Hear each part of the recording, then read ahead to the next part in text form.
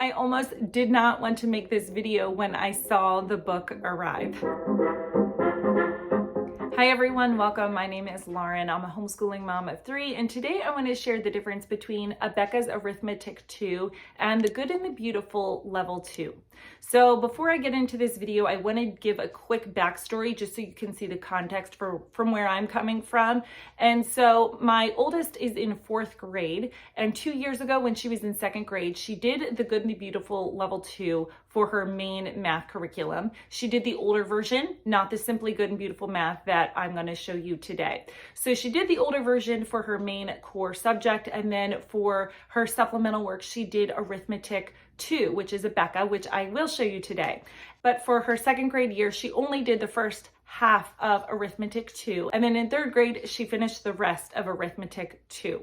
And it worked really, really well. The concepts they were teaching were pretty on point, and Abeka was about a half a grade level ahead of the old Good and Beautiful Math. So my current 2nd grader is about to finish level 2 of the Simply Good and Beautiful Math. So she's about to finish this up now. We have just a few lessons. It's the end of the year. And what she did is she did Arithmetic 1. She did the first part last year and she finished up the second half of it. She'll finish up the second half of this year in 2nd grade. And so these have actually paired quite well together. And then I went ahead for next year and bought her Arithmetic 2 to supplement for the Good and the Beautiful. This is just a supplement. We don't use the main course. So that was my plan. It worked for my other daughter. Although my other daughter did part of this in 2nd grade, I figured it would be okay if my current 2nd grader, Alexia, didn't start this until next year. However, I almost did not want to make this video when I saw the book arrive. So when this came in the mail, and it actually just came, it's obviously brand new,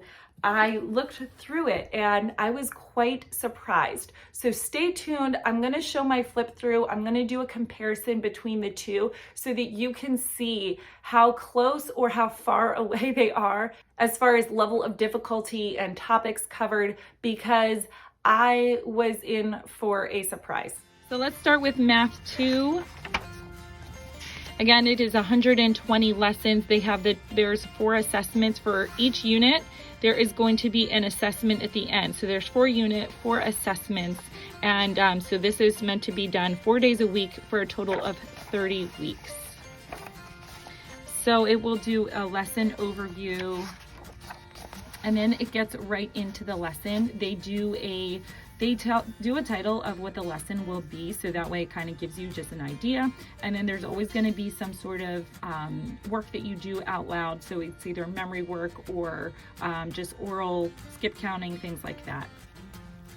The lesson is built right in. The blue is the directions, and then the black is what you would say out loud to the child. And then anything in brackets is the answer to the questions that would be asked. And then they would finish out the lesson here, and then they would do independent review. And then that's the lesson, and it goes on. So I'm gonna do a flip through so that you can get an idea of what it looks like and kind of what the topics that will be covered.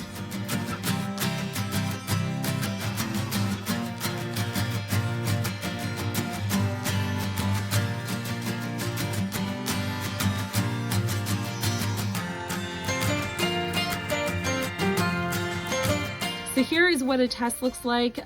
There is a purple section and an orange section. It is 2 lessons long. So what you do is on one day you would do the purple part, and it is quite a few pages, and they cover all different topics with the test.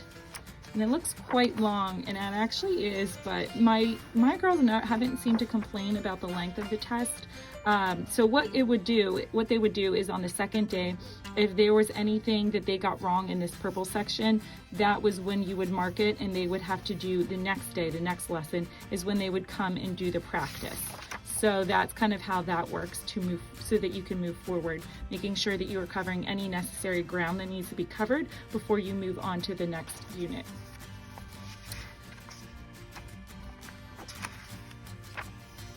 So you can see here, this is very colorful. It is very child friendly. It's not black and white. I know some people like black and white and just straight to the point, no extras, no fluff. That's something that you and your child prefers. I don't think either of these curriculums will work for you, honestly, because they are going to have manipulatives, and these use color and real life examples. So like, for example, this is, you know, Sarah's grandfather, Mr. Buckley, owns a clock shop. And so they will just do a cute little, like the whole lesson will be based around this clock shop. And so it's real life. They bring real life into it. They also do a lot of mental math, which I really like. They do a lot more mental math than I believe Abeka does. I'm not sure.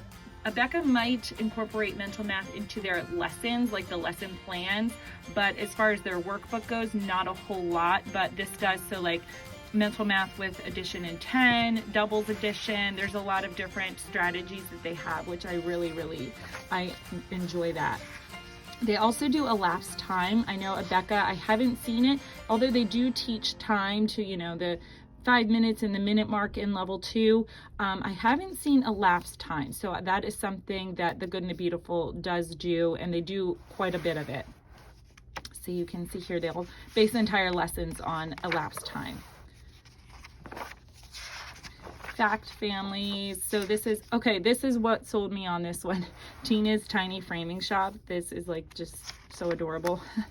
I just absolutely love it. Anyway, so you can see here, this is a spiral approach, basically meaning they are doing one different lesson every day. So they won't have a whole chapter on just money. They won't have a whole chapter on telling time or a whole chapter on measurements. It will be different every day. But then with this independent section here, this independent review, you can see that whatever they worked on. So for example, here is fractions, part 1, and this is a whole lesson on fractions with Victor from France and how his family owns a cheese making factory. The independent review will be covering skip counting by 5s backwards. It's going to be completing the addition problems, and then it's going to be checking your work. So, and then the mental math will be how to add by 9s. So they also have games sometimes, and they're built right in. So the old math had games that were, you know, extra and that you had to pull out a bunch of parts. This is really pretty brief. So here would be an example of a game that is built right into the lesson. And so what they would do is get out their math box. So it has money in it. It has these little stars. These are for logic. They also incorporate logic, which I really enjoy. Today's little manipulative, these little ships and rockets and I don't know, trains, helicopters, some dice, and then some fractions. So this would be the game. You would just pull out these two and then roll the dice, and then with the fractions matched up, whoever got more, you know, whoever gets to 3 first, or best 2 out of 3 or whatever, wins. So the games are very simplistic. They're not a bunch of different, you know, a bunch of pieces and very time consuming. They're built right in and they go pretty quickly. So although I'm not a big game person, these ones honestly are not that bad. And if they are kind of like, we're not in the mood, we'll just honestly skip them. So again, so they do a lot of these logic puzzles as well. So I'm gonna just finish up with going through this. And if I see anything else that I wanna mention, again, they do Celsius, which I think is pretty cool because I can't even think in Celsius. I can only think in Fahrenheit, so that the fact that they're showing both Fahrenheit and Celsius, I think I like that. They also show grams, kilograms, centimeters, meters, so it gets their brains working when they're from a young age, that, you know, to know this. Here's another assessment. So again, the highest they're going in this level is place value to the thousands. Remember, Abeka was place value to the 10,000s.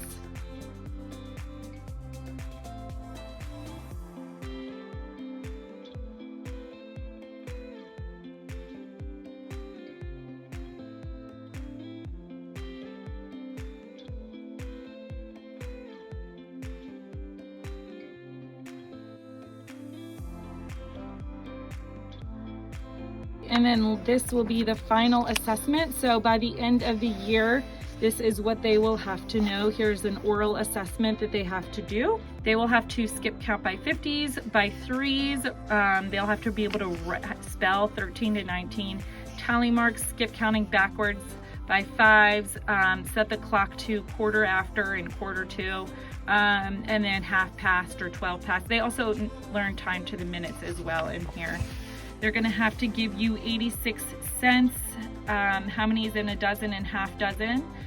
Some more money work, time, and then counting backwards in odd numbers. Lots of place value and expanded form practice. This is pretty cool. This is this number, 100 more, 10 less, 10 more, 100 less. Calendar work. Complete the problem. The biggest problem they will do will be 3, so just in the hundreds. They're not going to be multiplying or adding in the thousands at this point, which is definitely different from Abeka. They will. Ordinal numbers, rounding, elapsed time, and comparing fractions. We haven't gotten to that part yet. We're going to get to there. And then multiplication. So that is kind of what they will be, the climax. That will be what they will be having to know by the end of level 2. Now we're going to have Becca Arithmetic 2. They always start off very slowly and gently, and then they progress from there. So whereas the Good and the Beautiful, the lesson was built right into the workbook, you will have to get a separate teacher's guide. Some people do purchase the teacher's guide. I don't have it, so unfortunately I can't show you an example. But some people just at this level, you know, kindergarten, first, even second grade, just purchase the workbook and go from there. It's totally up to you what you want to do. But what they do is, so lesson 2, you're on page 3. So this is a front and a back. So one lesson is a front page and a back page. So they will be doing 2 sheets, 2 worksheets a day. And like all Abeka, especially in the younger elementary, it is very bright, very colorful. It's spiral. So you can see, again, spiral as opposed to mastery. Mastery is they would just be doing all addition until they got it, and then they would move on to time, for example. This is going to be doing a little bit of everything. So here's doubles in addition, telling time, counting by ones, some more time, writing, you know, recognizing what the actual words are, and then some more addition. So I'm going to do a flip through as well, and then I will show you where this is compared to where we are with the Good and the Beautiful. We're about to finish up the year, level 2 with the Good and the Beautiful, and I'm going to see how much my daughter actually knows of this, the Abeka, which is technically and traditionally very advanced math and ahead of where public schools are. I'm going to see how she is, how much she knows by the end of this book.